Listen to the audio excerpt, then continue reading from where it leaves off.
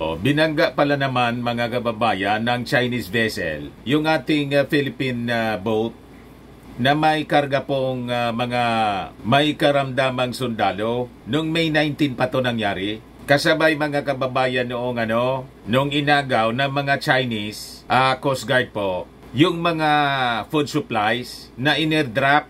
Yun ang unang lumabas na balita. Pero ngayon, sunod-sunod na lumalabas yung mga kwento. Bagitan niya, Mr. Maravillas, very late na yung balita. Sensitive kasi siya po, mga kababayan, na mga balita. Kaya hindi siya basta-basta nire-release agad ng ating mga sundalo, ng ating Coast Guard. So yun po yung rason. Siyempre, nagiging maingat po tayo na lalong lumala yung tension dito po sa West Philippine Sea. So ngayon, tinawag ng Coast Guard natin na barbaric, inhuman. Nag-react na rin po yung China. Sabi ng China, dapat niya, humihingi kasi niya kayo ng permiso sa amin. Matindi mga kababayan. Kung ano niya yung mga gusto ninyong gawin dyan, dapat humingi kayo ng permiso sa amin. Ngayon, buniltahan ni Secretary Anyo, never niya kaming hihingi ng permiso sa inyo. Tama. Bakit naman tayo hingi ng permiso? Ibakuran nga po natin. So ito yung reaksyon mga kababayan ngayon ni Secretary Anyo. Philippines will never seek China approval to access Ayungin. O ito yung sabi ni Mauning. Sabi rito, China insists on being informed of Philippine actions in West Philippine Sea. Dapat niya kung ano yung mga ginagawa ninyo dyan. Alam namin, humingi kayo ng permiso. So tayo na yung hihingi ng permiso sa kanila. Talagang ang trato sa atin po, province na. Tulad ng sinabi noon ni Maudings, claim na talaga po nila na kanila. Kaya sabi po mga kababayan ni Commodore Tariela, barbaric niya at inhuman yung mga aksyon ng China. Kasi binangga po, intentional yung pagbangga sa ating Philippine boat ng Chinese vessel po.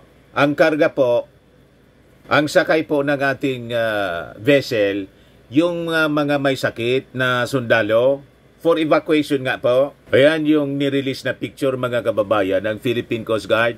Pero anya Mr. Maravillas, nakarating na sa iyo yung balita na yung mga Vietnamese nagdo-double time din sa construction ng kanilang mga artificial island dyan sa West Philippine Sea. Opo, ito po yung balita ngayon. Vietnam is speeding up island building in the South China Sea. Sabi po ng isang US think tank. Ayan na po, kinopya na yung China. 2 hours ago lang published by Philippine Daily Inquirer, mga kababayan. So, madudoble yung problema natin. Nakikipag-unahan na rin po, mga kababayan, yung Vietnam. But before ko, mga kababayan, ibigay sa inyo yung mga balitang yan, yung detalye na mga balitang yan, click subscribe muna dito sa ating YouTube channel and hit the notification bell po para lagi po kayong updated sa mga kaganapan dito sa ating bansa. Like and share na rin po ninyo ng ating video at huwag na rin po ninyo na skip yung ating mga commercial ads para tuloy-tuloy lang ang pag-unlad ng bagong Pilipinas. Sa mga naganap po ng malinis and spacious fitness gym, pumunta lang po kayo sa aming Colossal Fitness Gym. We also offer Grab Car Rental with our brand new 2023 model ng Toyota Innova. We also accept booking for those who are planning to travel via PAL, Cebu Pacific, and other airline companies, local and international, and bills payment for Meralco Bills, PLDT, Aleco Bills, etc. Ang Colossal Fitness Gym is located at 3rd floor Security Bank Building, Landco Business Park, Legazpi City, Albay. For inquiries, look for Chilon Maravillas, contact number 0966-802-0949. Yan po yung aming Innova. Lagi na pong matao sa amin. Yan yung bago naming mga clients. Tingnan ninyo po. Very colorful. Napakaganda po ng aming gym. At napakalinis. Pati mga foreigners po, pumupunta sa amin. Mga British tourists po sila. Na-set up na rin po yung aming mga bagong gym equipments. May treadmill na rin po kami. Ito po yung bagong product namin na binibenta online. Iglo Serum po. mula South Korea. Whitening po siya. Tingnan ninyo yung epekto sa aking anak na architect entrepreneur. Sa mga inquiries ninyo, dumiretso na lang kayo sa kanyang messenger, Riz Maravillas on FB. Ito naman po, Firmax Firming and Lifting Cream, pinapahid po sa mga pulses and affected area. Mainam po sa mga pains at paninigas na mga kaso-kasuan. Ito naman po, Automax sa Radiant Serum. Sa mukha naman yung application. Anti-aging po siya. You will look 10 years younger than your age. Sa mga cancer patients naman po, baka lang gusto ninyo itong itry. Ning siya red mix fruit drink. Hindi man po siya gamot, food supplement siya. Kaya lang, gawa siya sa goji berry. Yung goji berry may anti-cancer properties. O ngayon, yung mga inquiries ninyo, dumiretso na lang kayo sa aming messages sa Facebook para masagot namin agad. Ayos po? Ayos na Mr. Maravillas. So, balikan natin mga kababayan yung ating kwento. So, sabi ni Tariela, barbaric, idiyoman. Banggain mo ba naman yung bangka natin na may sakay na mga sundalong for evacuation po kasi may sakit? Talagang napaka-uncivilized po. Hindi makatao. Di ano niya, Mr. Maravillas, ang tawag mo dyan? Maka-inchik. Makita niya, Mr. Maravillas. Hindi, inchik. Hindi makatao, inhuman. Mga barbaro. Alam ba ninyo yung barbaro? Mga civilized people, primitive.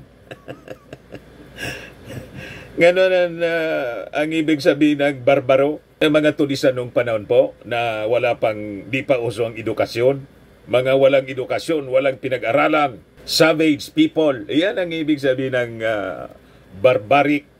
Barbaric po. Hindi po ako nagsabi niyan. Si Commodore Tariela. So, lumalabas po, ang China po is a barbaric state, uncivilized.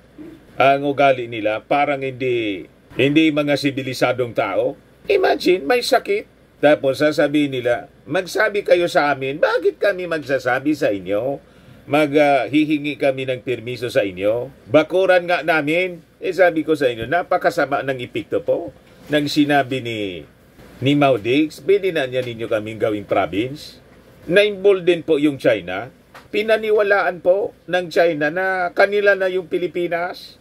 Itong West Philippine Sea, kanina na. Kasi yung mismong presidente po, yung desisyon ng UNCLOS, ayaw niyang i-recognize, gusto niyang itapon sa basura.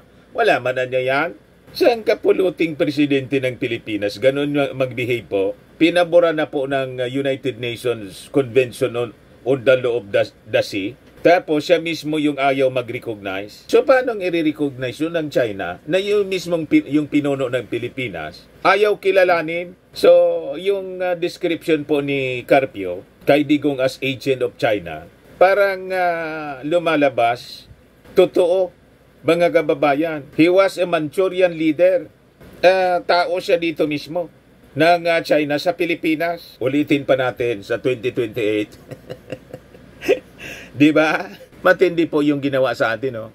Intentional pong binangga. Hinarang muna, hinarang muna ng Chinese Coast Guard vessel.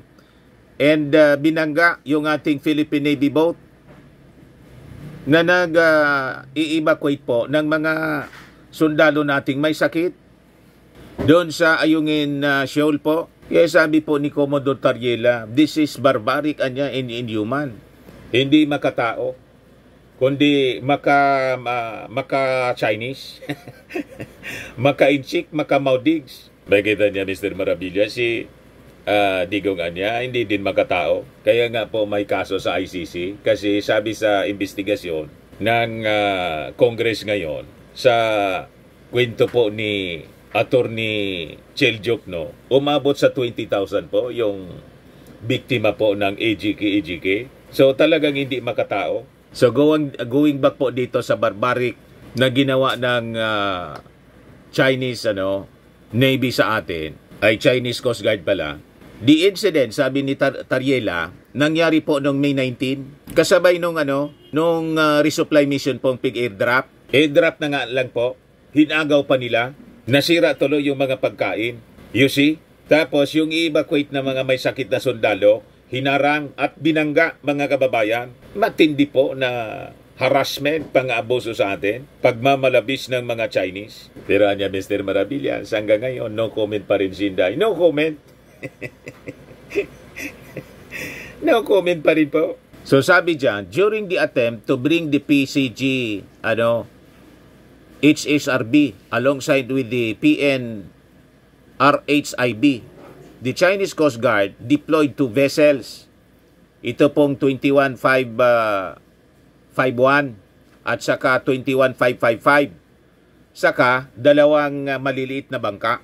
Then dalawang pang rubber boats para iharas yung ating dalawang vessels. Despite niya informing the Chinese Coast Guard via radio and public address system about the humanitarian nature of our mission for medical evacuation, they still engaged in dangerous maneuvers and even intentionally rammed, binangga po, yung ating bangka while transporting the sick personnel.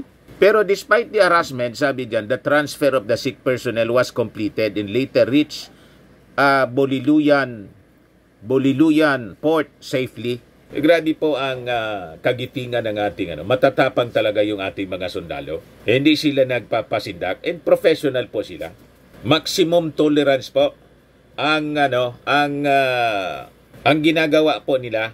Kaya sabi diyan, mga kababayan, despite the challenges posed by the interference from the Chinese Coast Guard, the Philippine Navy and Philippine Coast Guard displayed remarkable cooperation, professionalism, and determination.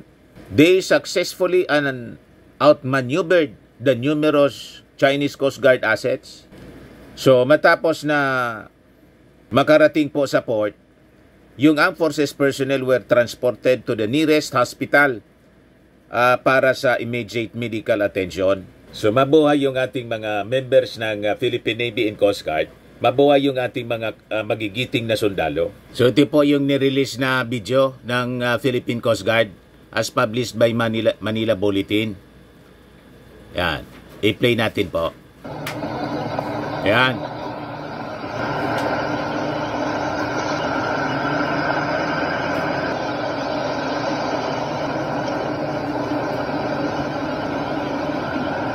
Yan ba?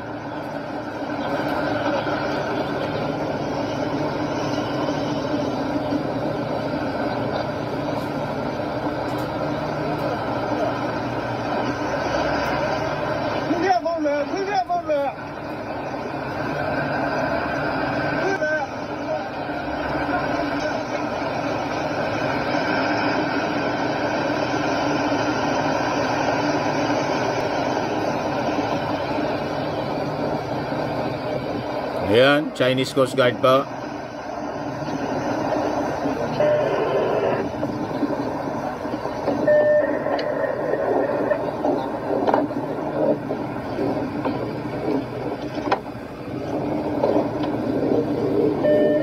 Mahaba pala po yung video. China Coast Guard.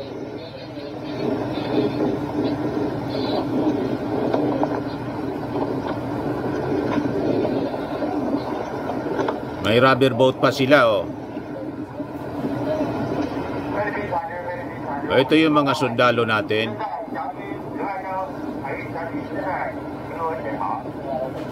Yan. Pigraradyan po nila. Niraradyan nila. Ito yung malaking vessel ng China, oh. Yan yung mga personnel natin po. Kumukuha sila ng video para i-document, mga kababayan. So in the middle of the sea, ganon yung ginagawa nila. Very dangerous ya, mga kababayan. Dangerous maneuvers. At ayan na, oh.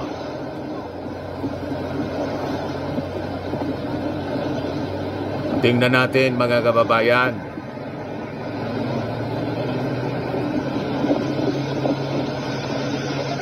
Ayan na, oh.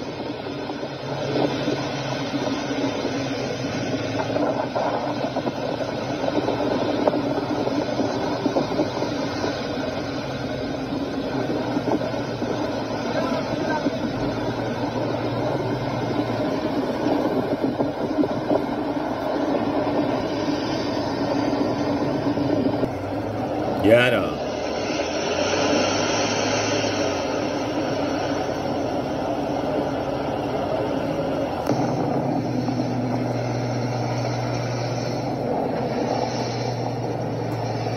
Matindi po. Hinahaging-hagingan.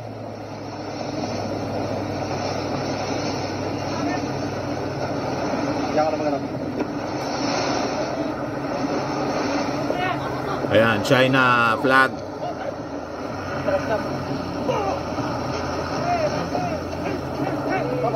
Oh, blinak po, oh.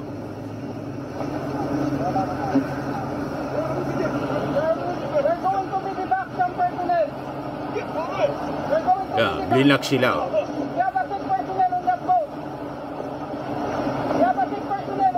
Where to pick up our personnel? Sabi ng Coast Guard natin, our sick personnel, we will pick up So, wala silang karapatan dyan po kasi nasa akuan natin po within our 200 nautical miles exclusive economic zone yung Ayungin.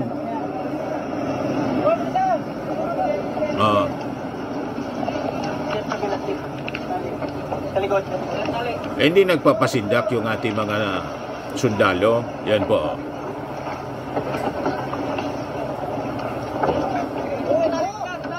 Yan o. Talagang irinam niya. Ulitin natin. Ito po. Irinam niya din. Ibinangga niya rito mismo habang kinukuha yung passenger po. Yung sundalo. Ililipat doon. Sundalo natin. Biglang pumasok itong Chinese rubber boat. Pumasok dito. At intentional na ibinangga po. Tingnan ninyo. Ulitin natin. Replay. Yan o. Binangga po. Kita ninyo. Ugali nila. Tawag dito sa amin yan. Mga urag-uragon. Bully talaga po. Nakakalalaki masyado. Kung pwede nga lang suntukan na lang. Pero ang makipagsuntukan sa kanila, si Manny Pacquiao. Di ba? Laban na lang sa suntukan. Manny Pacquiao yung printira natin. Yung suntukan niya ni Manny Pacquiao, Mr. Maravillas, parang sipa ng kabayo. Para knockout po agad isang suntok. Pero tingnan ninyo, napakapasensyoso po. Maximum tolerance yung policy na very professional po yung ating mga sundalo. Wala pong mga emosyon. Kung ano yung order ng ating Pangulo para hindi lumala yung tension po, yun ang sinusunod ng ating Philippine Coast Guard and Philippine Navy po at ating mga sundalo na ka-assign po dyan. Ngayon, sabi po ng China, dapat humingi kayo ng permiso sa amin. Paalam ninyo kung ano ang ginagawa ninyo dyan. Kaya sabi ng ating Coast Guard po, ang ating bansa niya not obligated to ask permission from China. Sabi po ni Secretary Anyo, Philippines will never seek China approval. It is absurd and nonsense and unacceptable. Sabi po ni Secretary Anyo, yung ating National Security Advisor. We do not and we will never and will never need China's approval for any of our activities therein. Tama po, huwag tayo pong pasisindak sa kanila. Tulad po ng sabi ng ating matapang na Pangulo, Filipinos do not yield. So ano niya, Mr. Maravillas, yung mga plano, ano mga actions ng ating gobyerno? Magdi-deploy po tayo ng mga additional assets at tutulong din na po yung Amerika sa pagpapadala. Magdi-deploy din po sila ng Coast Guard, US Coast Guard. So yan po yung mga latest na balita ngayon. PCG, US Coast Guard to deploy assets in West Philippine Sea amid China's trespassing rule. So sabi po ni PCG spokesperson Rear Admiral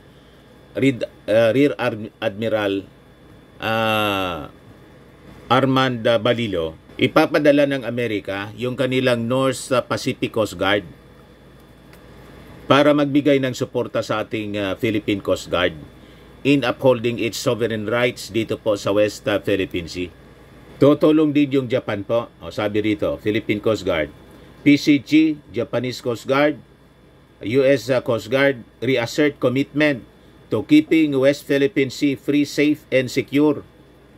So ito po yung napag-usapan doon sa Shangri-La Dialogue sa 21st Asia-Pacific o Asia Security Summit sa Singapore noong May 31 to June 2, yung pinunta ng ating Pangulong Bongbong Marcos. Nang tanungin po si Balilo kung anong ori ng US Coast Guard assets, hindi pa man po. Wala pa daw pong sinabi kung anong ori ng Coast Guard assets yung ipapadala ng Amerika. Kasi di ba, starting June 16, yun ang sabi ng China, mag-impose daw sila ng fishing ban dyan po sa West Philippine Sea. At yung mga trespassers daw, i-arrest nila up to 60 days. Yan yung warning ng China po. Pero sabi po ng ating Coast Guard, empty threat man lang anya yan. Tingnan natin, mga kababayan, kung gagawin nila. O ngayon, yung kaninang sinabi ko po sa inyo, na yung Vietnam po, nag-speed up na rin po ng kanilang construction ng mga artificial island dyan po sa West Philippine Sea. Nakikipag-contest po sa China. Ayan Vietnam has been increasing its dredging and landfill work in the South China Sea, creating almost as much new land as in the previous 2 years combined, setting the stage for a record year of island building, sabi po ng isang US think tank. Ayan, mga kababayan, yung itinayo nilang artificial island sa Nam Yet Island po, the second biggest build-up maritime feature occupied by Vietnamese dyan po sa South China Sea. So, since November 2023, mga kababayan, yung Vietnam pala has created 280 new hectares of land. Malaki po compared to 163 hectares created in the first 11 months noong 2023 and 140 hectares in 2022. Sabi po ng Center for Strategic International Studies Asia Maritime Asia Maritime Transparency Initiative or AMTI sa kanila pong June 7 report. So overall, ang na-reclaim po ng Vietnam diyan po sa South China Sea, umabot na sa total na 955 hectares, about half na ng 1,800, mga lahati na sa 1,882 hectares ng China in a span of 3 years. Na dati, 133 hectares lang po. Lumaki ng lumaki po. 995 hectares na. You see, mga kababayan? So, kailangan po talaga umaksyon na tayo. So, sabi po ni maritime expert, Jay Batumbakal, na itong Vietnam's island building was meant to reinforce and strengthen its defenses after its outposts in the South China Sea were threatened with removal ng China in connection with Hanoi's petroleum exploration and development efforts. So tama po mga kababayan yung sinabi ni dating Senior Associate Justice Antonio Carpio na kailangang agapan na natin po yung petroleum din natin dito. Pasama na tayo sa US Navy na gwardyahan po at para masimulan na natin yung oil exploration tulad ng ginawa noon ng Indonesia pati ng Vietnam. Yan yung ginagawa nila po. So Batumbakal, head of the Institute of Maritime Affairs and Law of the Sea of the University of the Philippines College of Law said Vietnam was forced to cancel petroleum contracts and to pay $1 billion in compensation to the oil companies for the cancellations due to credible threats of reprisal from China.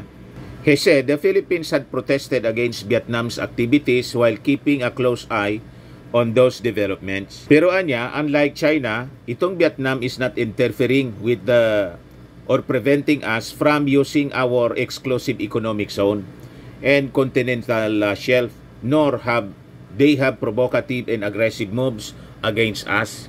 So despite their maritime conflict the Philippines and Vietnam have a modus vivendi which allow them to carry on cordial relations and cooperation, sabi po ni Batong Bakal. Ito anya yung tama na pamamaraan of managing and handling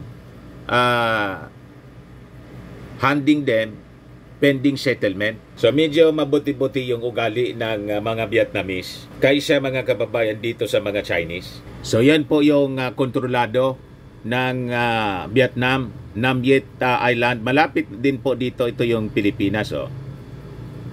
Di ba? Malapit din sa atin. Ito yung Nam Viet Island sa Spratlys. So ang Vietnam po controls 25 features ng Spratlys. Yan po yung mga kontrolado nila. Ito kasi yung Vietnam. Oh. Ito yung China.